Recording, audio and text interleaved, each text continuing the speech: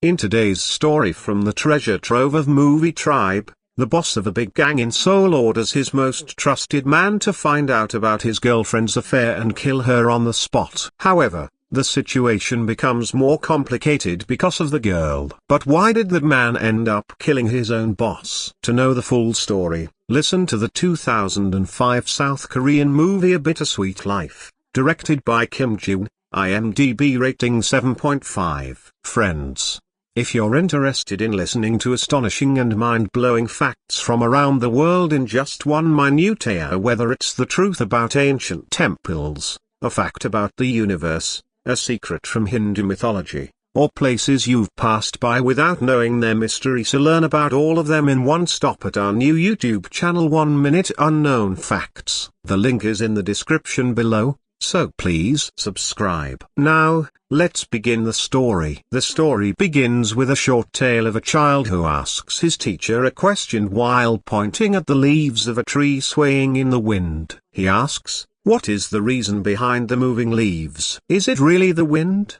or is there another reason?" The teacher responds, "Both of your questions are incorrect. The truth is, it is your mind that is unsettled." With this small story, we now come to the main plot, where we meet Sun-woo, the trusted right-hand man of Kang, the biggest gangster in Seoul. He also manages Kang's hotel and follows all of his commands without question, treating him like a god. One evening, as usual, Sun-woo is working at the hotel. It's closing time, but some people are still drinking. When he asks them to leave, they cause trouble. The hotel staff informs Sun-woo, who calmly asks the men to leave. But when they ignore him, he starts counting to 3. Even then, they don't listen and move forward to attack him. In response, Sun-woo brutally beats them and throws them out of the hotel. The next day, Sun-woo informs his boss, Kang, about the incident. However, Kang has a bigger problem. Another gang wants to take control of his hotel, which could create a major conflict. But for now, Kang has an even bigger concern: his girlfriend, Hee-soo. She lives in Shanghai, and Kang visits her occasionally. However, he suspects she is having an affair because she spends a lot of time with someone else. To confirm this, he decides to send a trusted man. He chooses Sun-woo for the job, instructing him to find out the truth. If Hee-soo is indeed cheating, he must kill both her and her lover before reporting back. The next day, Sun-woo arrives in Shanghai and is mesmerized by Hee-soo's beauty. He gives her the gift that Kang sent, making her happy. Suddenly, she receives a call from an unknown number and becomes nervous. When she tries to go outside to talk, Sun-woo stops her, saying, "Boss has asked me to take care of you and stay with you at all times. If you need to go anywhere, I will take you." Hee-soo gets angry and refuses, but Sun-woo was sent there for this very job. So, he starts secretly watching her house. One day, he sees a man pick up Hee-soo in his car. Sun-woo follows them as they spend the day together, visiting places and having fun. At night, the man drops her home. This confirms Kang's suspicion. While keeping a watch outside, Hee-soo notices Sun-woo and realizes that this is all happening under Kang's orders. Meanwhile, Sun-woo meets his friend, who informs him that the men he beat up at the hotel were part of another gang led by President Baek. Now, Baek is looking for him. Sun-woo has already received multiple calls from him. When he finally answers,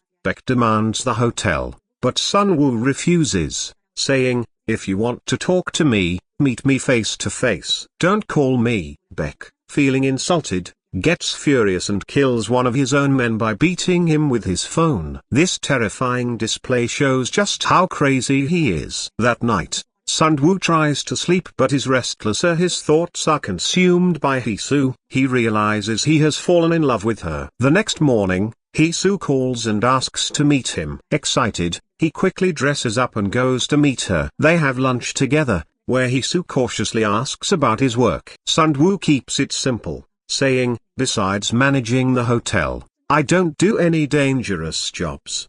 After lunch, they stroll around, and Hee-soo admires an expensive lamp but doesn't buy it. Later, Sun-woo follows her to her music class, where she plays an instrument beautifully. He watches in admiration. Suddenly, he gets a call from his friend, saying President Beck has come to meet him personally. Sun Woo rushes to the hotel. 0:06 and 15 seconds. Sun Woo and Beck finally meet.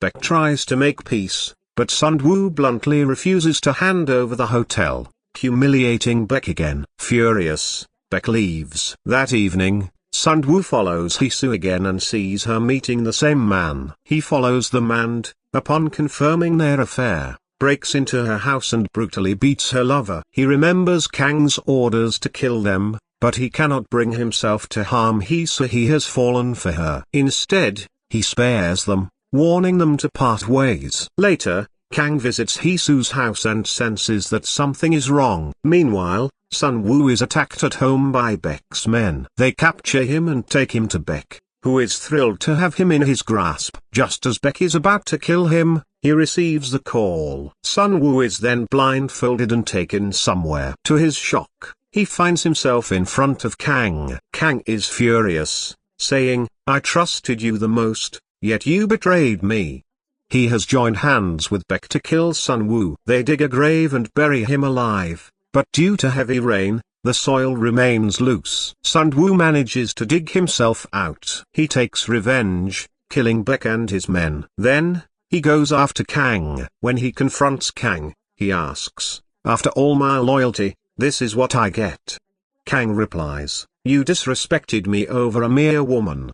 Enraged, Sun Woo shoots Kang. Just then, Beck's men arrive and shoot Sun Woo multiple times. Bleeding heavily, he tries to call Hee-soo but is too weak to dial. Meanwhile, Hee-soo receives a surprise gift of the expensive lamp she had admired earlier, sent by Sun Woo. As Sun Woo lies dying, he sees leaves moving in the wind. He remembers Hee-soo playing her instrument and smiles. Suddenly, he is shot again. In his final moments, he recalls a story. A child wakes up crying at night. His teacher asks, "Did you see a nightmare?"